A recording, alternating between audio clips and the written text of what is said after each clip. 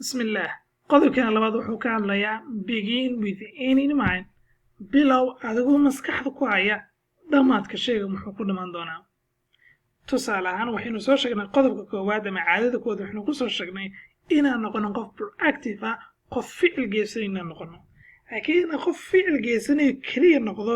natiijo ma keenayse waxaa muhiim ah aragtida nololeed inaan sax halkee buu igeenayaa ficilkana samaynaya halkee buu igeenayaa in isweydiiyo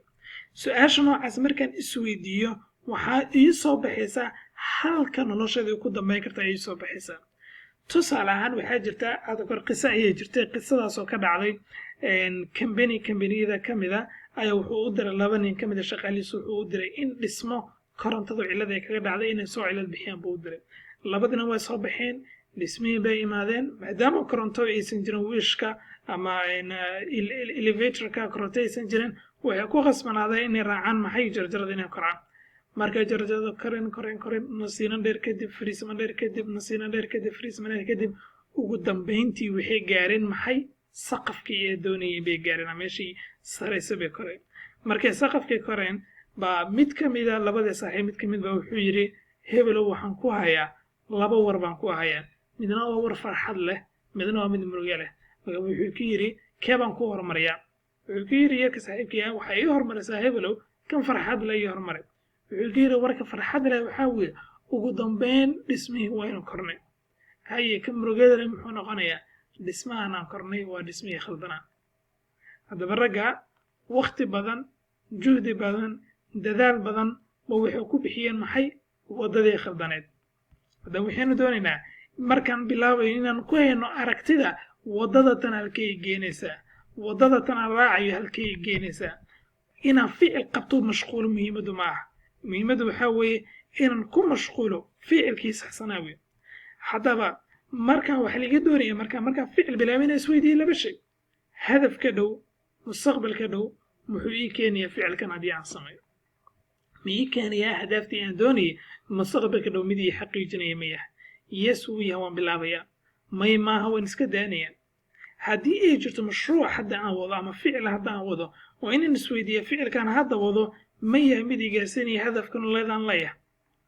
muhiim haddii uu jiro hadafka nololeedaan leeyahay haddii uu igaarsanayo yes waan ku soconaya hadduusan igaarsiinayna ma waan iska daanayaa intaysan igu dhicin jalajalada markaan wada dhammeeyo waddada khaldanayd inaysan ugu dhicin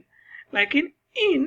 aan waddada soxona waran waxaa ka horaya hadafkii waa inuu ii degsan yahay hadafka nololeedaan leeyahay muxuu yahay su-aashaas waa su-aal muhiima oo qof walba isweydiiya hadafka nololeedaan leedahay maxay tahay ficilkaana qabanaysa hadafka nololeedaan leedahay mid ku gaarsiinaya ma yahay ahdaafta nololeed maxaa ka mid ah hadafka kaaga degsan naftaada horumarinta naftaada hadaf kaaga degsan xiriirka adiga rabbi hadaf kaaga degsan bulsho ahaaneed dhaqanka bulsho ahaaneed kaaga degsan hadaf kaaga degsan aqoonta hadaf kaaga degsan adigii familkaaga ahdaafta noocaasa mid walba hadaf kaaga degsan ma yahay mid ku gaarsiinaya ficilkana samaynayso okay mustaqbalka dhow haddaba mustaqbalka fog muxuu yahay mustaqbalka fog wuxuu lahayaa buugga ama qorayaa in aamala awaasho inaad joogto firaashal mawd ama gogoshiga ku dhiman lahayd oo xilliga geerida ama xilli aad u daran ama marxalad ugu dambaysa noloshaada aad joogto marka ay isweydiiso ruuxana kana qabtay ma yihiin waxaan ku faraxsanah murtaaxaan dareemayo aan dhahayo maanta alla ilahay nafteyda ehelkayga iyo bulshadeeda ficiladii aan geysta waa kuwo wax taraya danna u ah lilah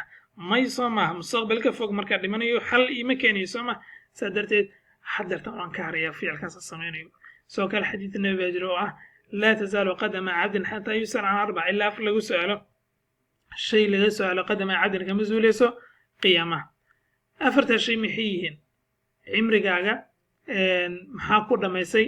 jismigaaga maxaa ku baabi'isay maalkaaga halkee ka keenta halkeesa ku bixisay kan ugu dambeeyo ah cilmigaaga ma ku camal fashay haddaba afartaa shay